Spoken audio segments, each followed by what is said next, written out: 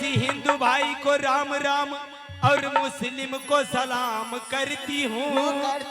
ए जी हिंदू भाई को राम राम और मुस्लिम को सलाम करती हूँ।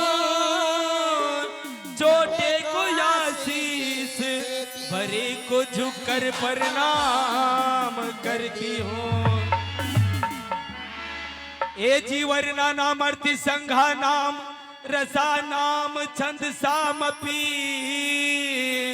मंगला नाम चकर तारो बंदे बानी विनायको। रामम रामनुजम सीताम भरताम भरतानुजम सुग्रीव वायु सुनुंच परिणामामि पुनः पुनः। आइए माँ की वंदना की ओर।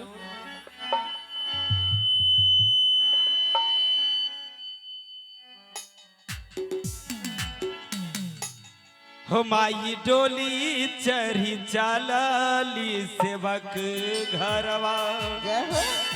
हो माई डोली चढ़ी चलली सेवक घरवा। वही ओलिया के बघबा कहार दुनिया में शोर भइल बा। वही डोलिया के बघबा कहार दुनिया में शोर भइल बा।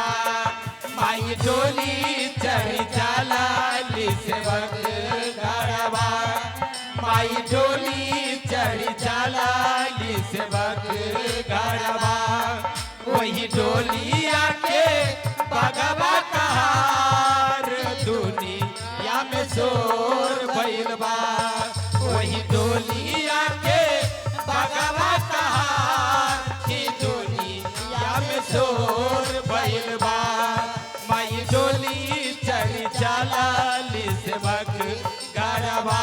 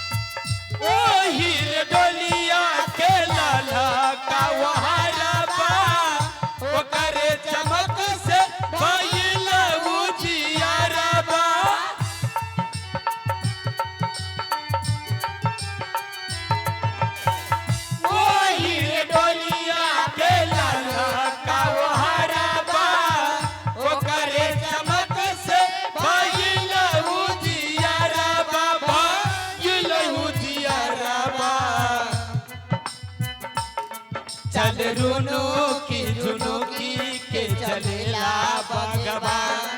चल रुनुकी झुनुकी के चलेला बघबा। संगे संगे भैरो भैया रखबार दुनिया में शोर भइल बा। संगे संगे भैरो भैया रखबार की दुनिया में शोर भइल बा। माई डोली चढ़ी चलली सेवक घरवा।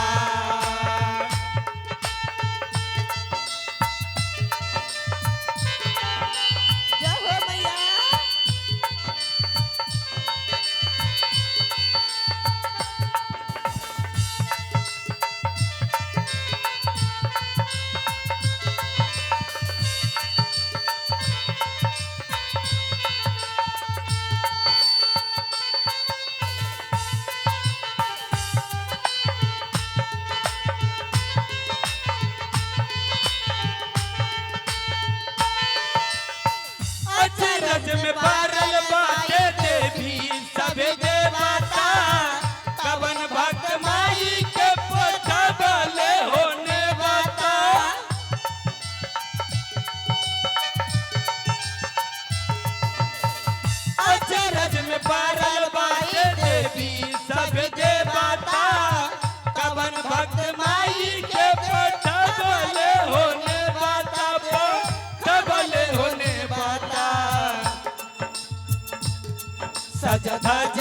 के चलेली माई बेटा घरबा सज धज के चलेली माई बेटा घरबा संग संगे भैरो भैया रखबार दुनिया में शोर भइल बा संग संगे भैरो भैया रखबार की दुनिया में शोर भइल बा माई डोली चढ़ चलली सेवक घरबा माई डोली चढ़ चलली सेवक घरबा संग संगे भैरो भैया रखबार दुनिया में शोर भइल बा संग संगे भैरो भैया रखबार दुनिया में शोर भइल बा माई डोली चढ़ चलली सेवक घरबा माई डोली चढ़ चलली सेवक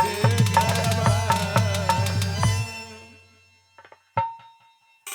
शेरा वाली मैया की जय हो।